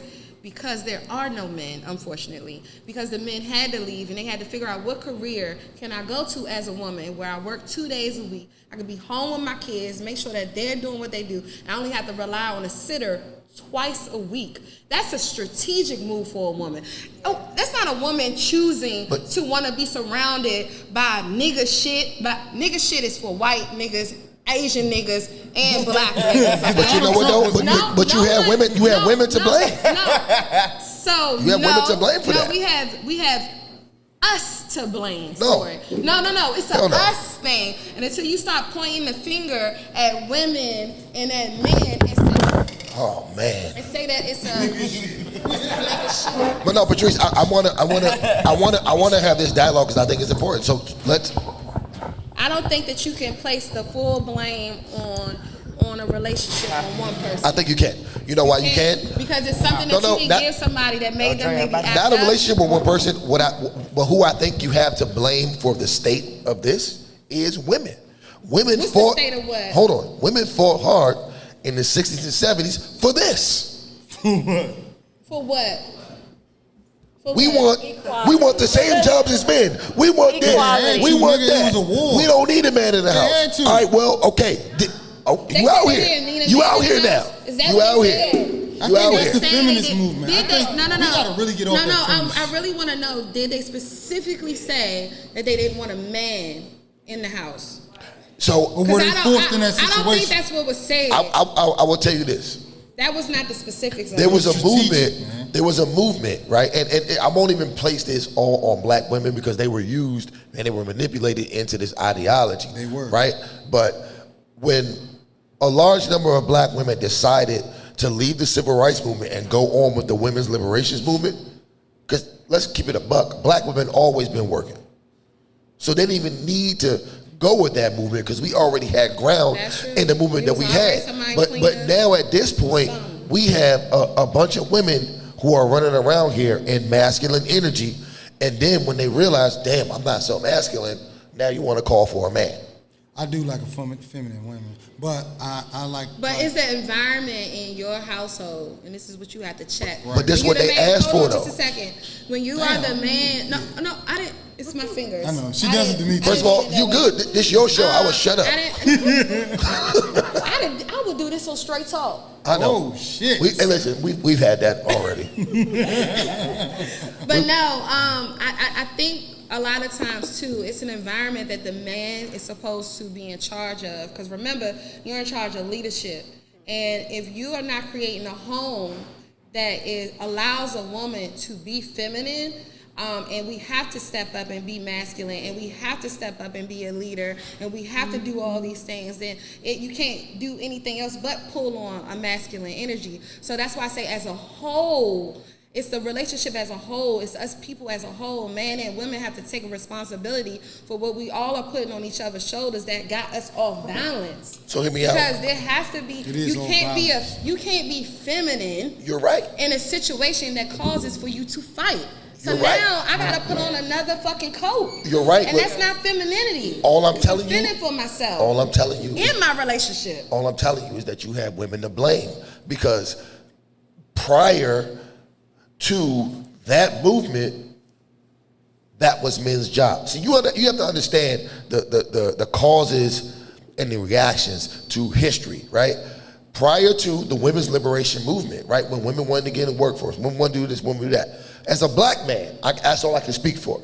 As a black man, in the 40s, 30s, 20s, early 50s, early 60s, right, all I had to compete against was white men, and that's it. At this point, not only do I have to compete against white men, Asian men, Hispanic men, any other fucking man that hops on a boat and gets his immigration papers, right? Now, I also have to fight against those women. So, hear me out. So for the women to go with a movement that undermines their men, when we wasn't undermining you in the first place, black men never undermined their women. Wow. At what point in general did we do that? Wow. Both my grandmothers never had to work a day in their life, and my grandfathers treated them like gold. Right. Your grandfathers treated them like gold. But hold up. That's the key. Hold up. Before we got into this mode where women said, okay, I want to work how men work. I want to live how men live. Hear me out. Then they said, oh, I want sexual liberation how men want it. Now we're entering in dangerous territory. Let me respond personally. Hold on, if we're gonna keep it a buck, we're gonna keep it a buck. I want to keep it a buck. I want to keep it a buck. The topic was I want to keep it a buck. this. My upbringing in my household. We grew up in DC in the fucking 80s and the 90s. No shit. Hold on, let me speak. let me speak this one out now, because this is the other side of the coin. Right. This is the other side of the coin. This is why I look at women different than what you said. So with me growing up, and I had a great father. I have a great father. My father is Mr. Wendell. He's a fucking legend. Mr. Wendell. Chest up there on 4th and Butternut every day. Fucking sold fare cards and scramblers and was fucking T-shirts. He sold fare cards? Sold everything. Oh my God. His father worked for Metro. So, hey, I mean, his brother, but I probably shouldn't have. Anyways, fare cards don't exist no more. All I'm saying is my father was a solid man, but my father had habits that put. Solid, yo. No, listen. My father was double-minded. Okay, cool. But all right, bet. My father was a solid man that. Let me finish. You can disagree. That's cool. Desi kept talking as I was talking. I believe your father is a solid man. Do you? Do you believe your father is a solid man? What was your statement that you was making? Okay. So my father is a solid man. Patrice, I respect the fact that you like to keep it on topic. I do respect that. I do. But because you could have went down the rabbit hole, but you kept it on topic. I like that. So, but he had habits that my mother did have a good job. Had a good old, we from DC, them good government jobs. My mother had a good government job. My mother had to have that because because my father like me, we spontaneous motherfuckers.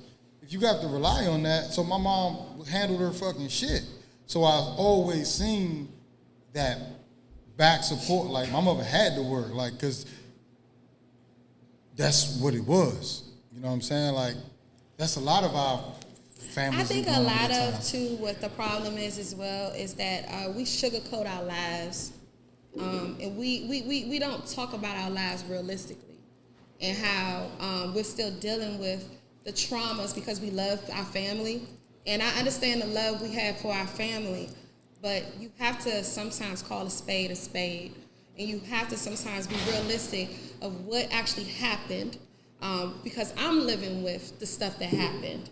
I'm living with this little boy who went through certain things, just like you're living with this little girl who went through certain things. And when we idolize people and don't look at their faults, that's how we keep repeating them. And we gotta be able to look our parents in the eye and still love them, but say you fucked up.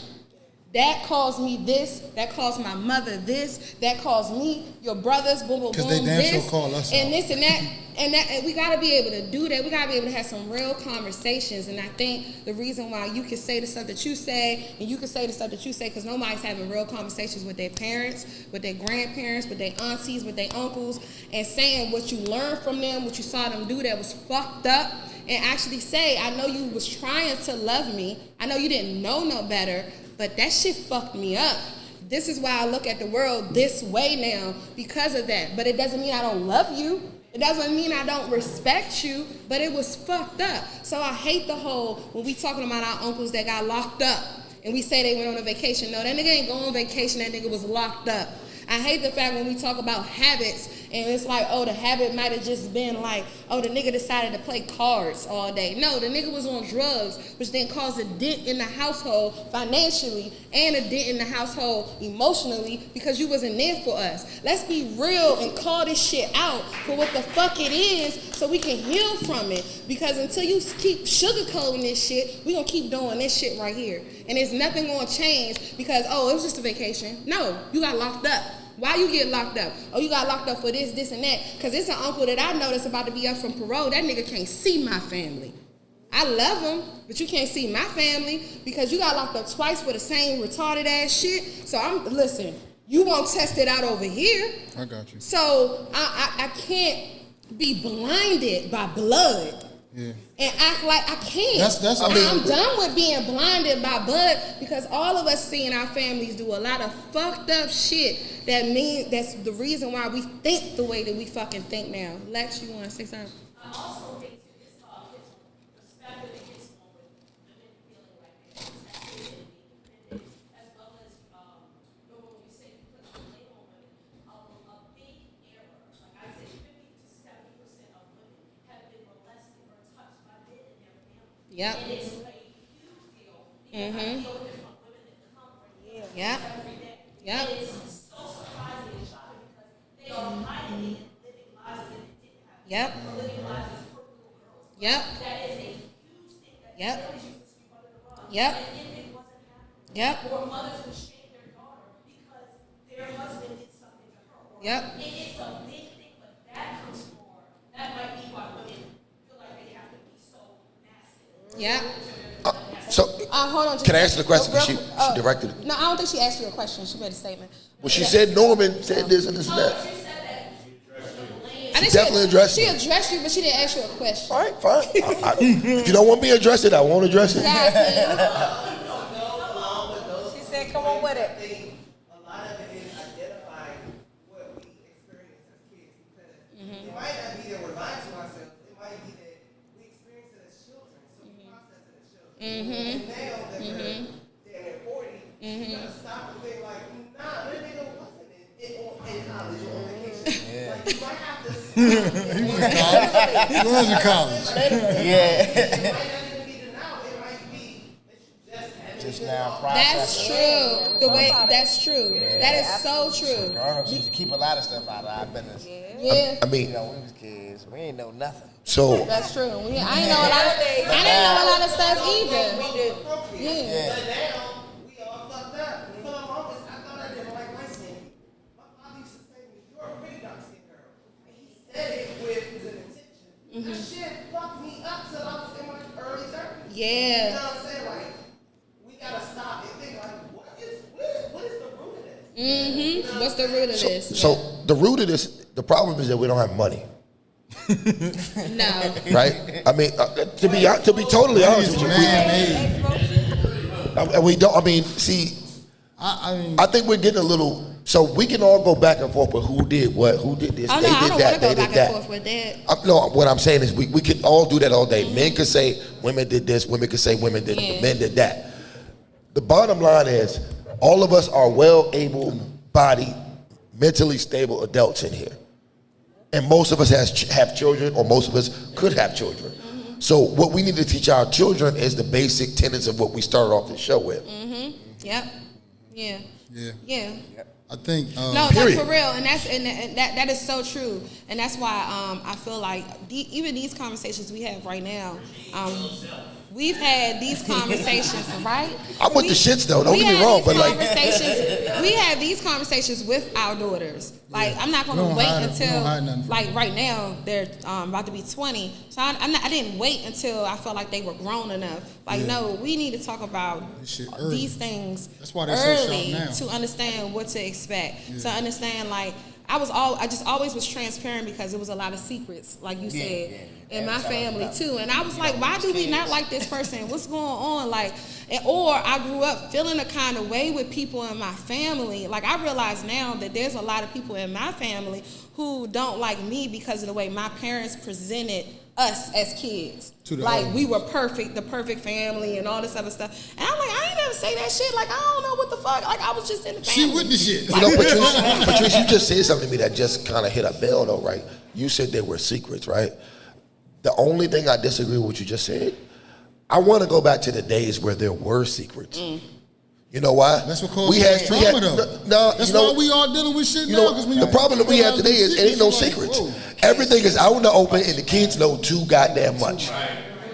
Like, then you got TikToks. Like, I didn't really realize like what was really going on with my family dynamic until I was grown enough to really understand it.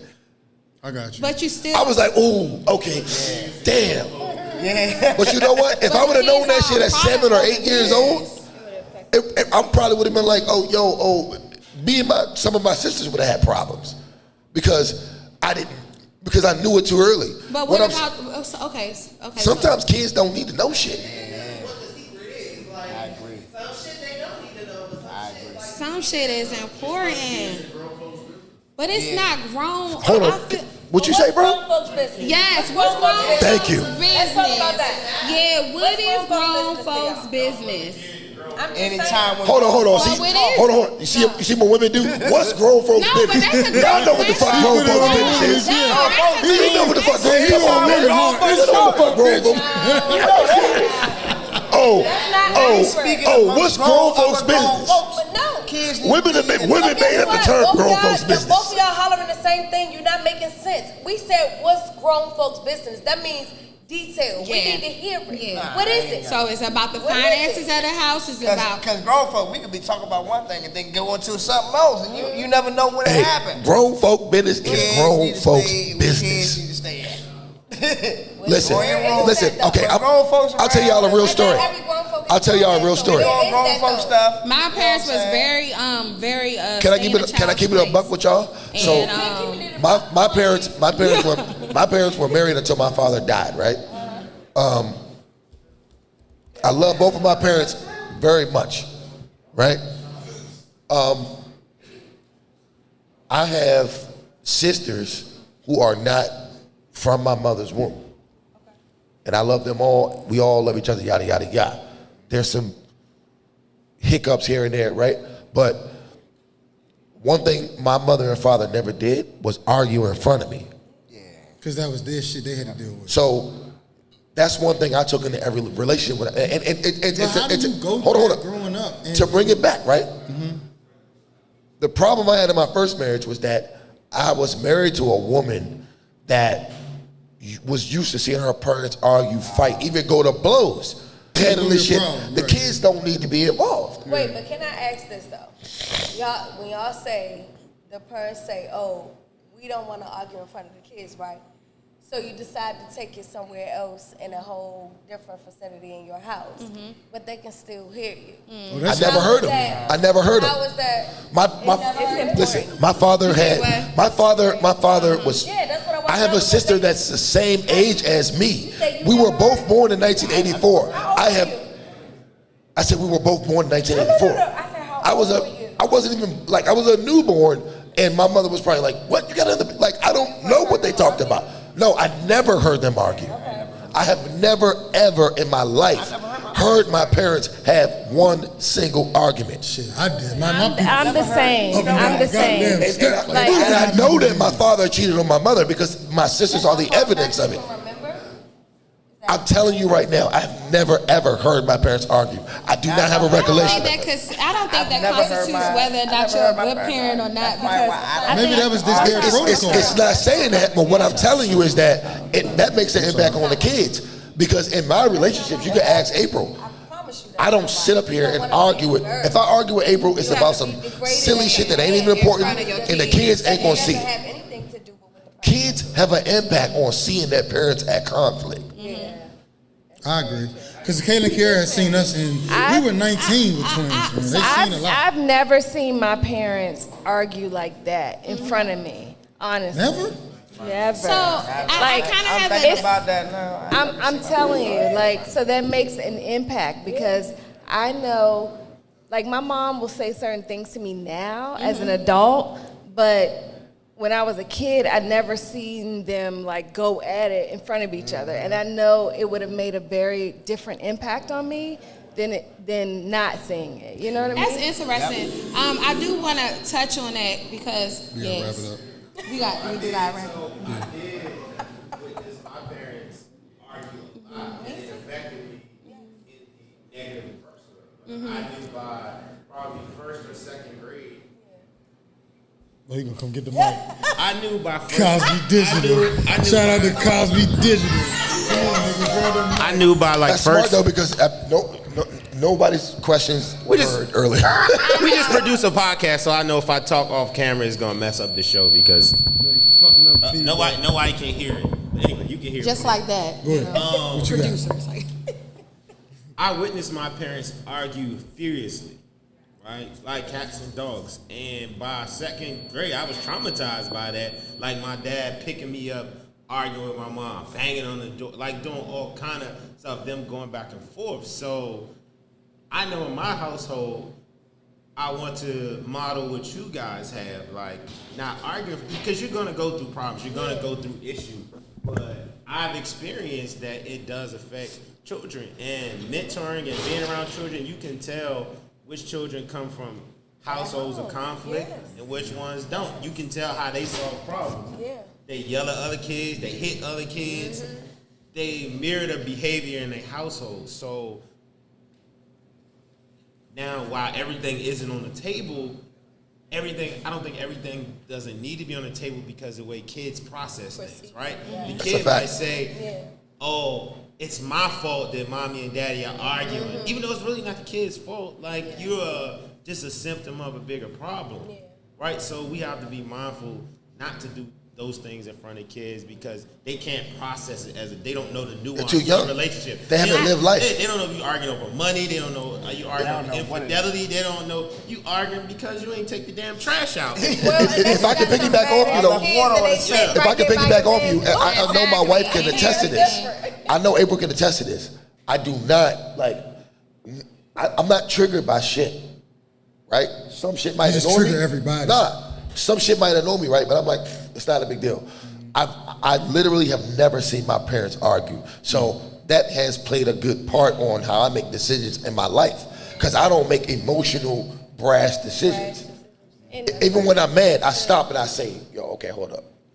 Who can this affect? How can this affect everybody else? Let me try to, you know what I mean? I don't do things like that. And I would say it's very important for me not to argue with him in front of the kids. So for us, we don't do that. It's very important. I'm conscious of it.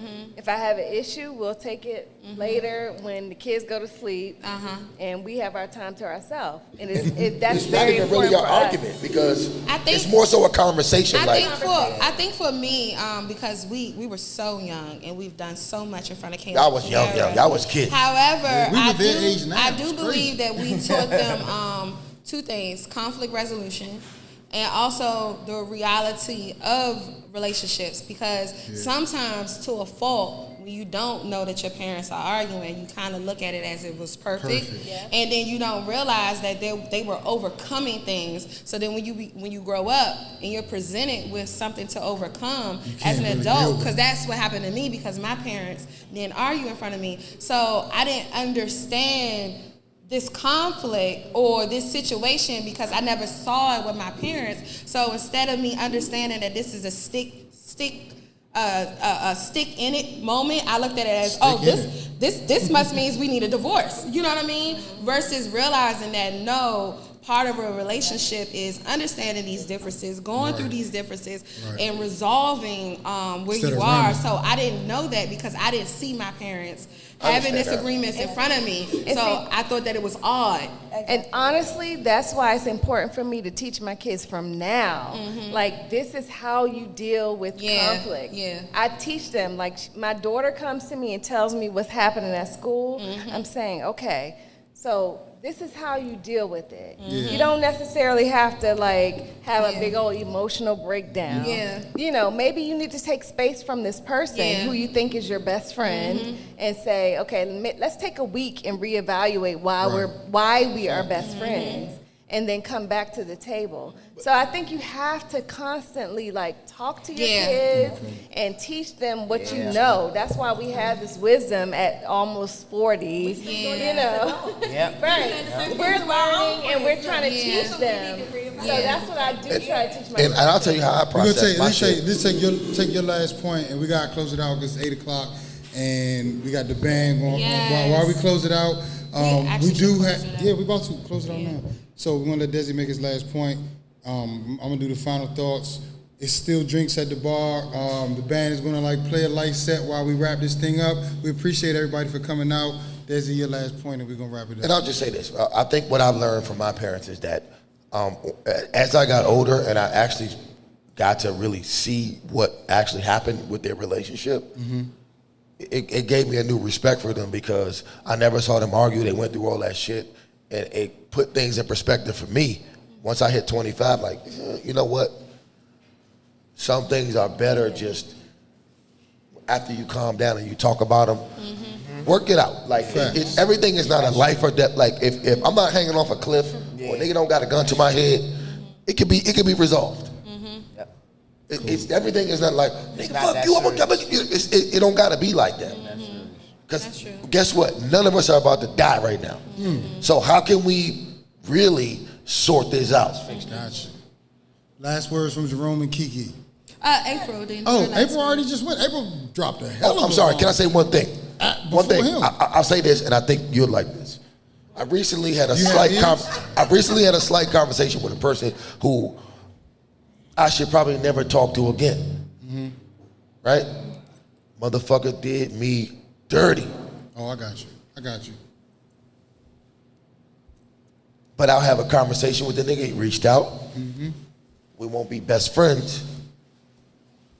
But it's the calmness that I got from my parents and the willingness to hear people out and not walk around with bad blood that has gotten me to that point. And I'll leave it at that. I'm dealing with that right now. But So that's I a do great like point, and Lord, that the assumption of bad blood because, or the assumption of having something on your shoulder because you decide to leave somebody where they are. It doesn't mean I feel any kind of way about you. Doesn't mean that I'm thinking about you all the time and like wishing bad luck on you or anything like that. I have to leave you where you are, and it's okay. It doesn't to assume that because you left somebody where they are that you're carrying around some sort of baggage.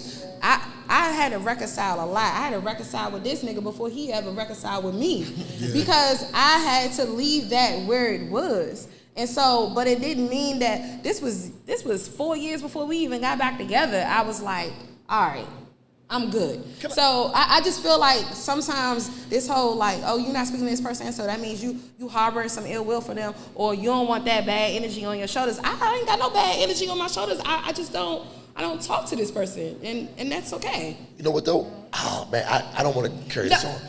But no, Patrice, I want to say this. I want to say this to you because I don't think I ever said this to you.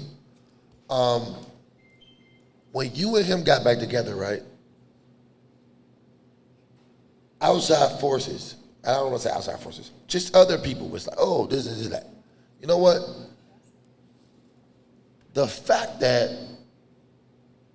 you guys were able to reconcile, like when it first happened, because all my shit was based on, I'm not saying I didn't believe you, but it was, she did this, she did that, she did that. You only hear one side. That was my perspective. But you know what though, when I actually heard, okay, she's back in the picture, I thought about it and I said, you know what? That's the best thing for this nigga. It is. Trish is the best thing. No matter, like, it was bad, mom, you know, everybody, niggas saying this, but I'm like, you know what, man? I think that's the best thing because I don't honestly think he ever really left. Well, that's for another episode. And when I first met you, I loved Patrice. I first met you when you came back into the picture. I was like, that's my boo. Oh, thank you. For those who have ears. What you guys got? Hey, I just want to thank y'all for having us. Man, communication, that's the key. That's definitely it. That's what this is about. It's not about communication. Everything can be talked over and dealt with. It's not that serious. Mm-hmm. Never that serious. Facts. Yeah, he always say that. That's a good takeaway though, because it's the truth. All right. Well, so this has been another episode of Divine Purpose Podcast. Again, we would like to thank Miss V and Culture Coffee too, the band who is fucking divine timing, because this shit is right on motherfucking time. I bet you they not ready for a hit me to close this motherfucker out. So we like to thank Miss V and Culture Coffee too. We're right here, 300 Riggs Road, Northeast, right on the intersection of motherfucking South Dakota Avenue and Riggs Road in the Fort Totten area, in Riggs Park, across the street from the goddamn Chick-fil-A, which you can see on the camera behind us, right next to the Walmart. So you know where to fucking find us every goddamn second Saturday, right here. No, every second Saturday of the month, right here. Hit me! Hold on.